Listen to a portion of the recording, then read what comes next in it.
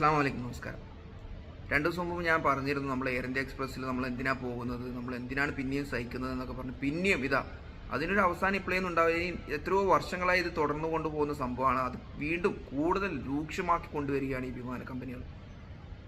ഇപ്പോൾ ഖത്തറിൽ നിന്നുള്ള വിമാനങ്ങൾ ഇന്നും നാളെയും അല്ല 13ഉം 14ഉം ഫ്ലൈറ്റുകളാണ് ക്യാൻസലായിക്കൊണ്ടുവരുന്നത്.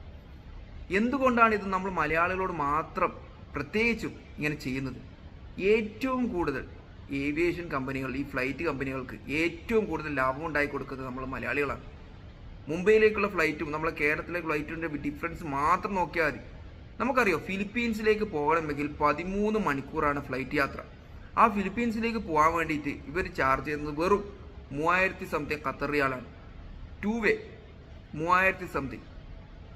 അതേ സ്ഥാനത്ത് നമ്മളെ 1 വേ വെറും 3.5 മണിക്കൂർ യാത്ര, നമ്മളെ 1 വേക്ക് ഈ പീക്ക് ടൈമിൽ എത്ര ചാർജ് ചെയ്യുന്നത് നമുക്കറിയില്ല. എന്നിട്ടും എന്തിനാണ് ഇങ്ങനെ?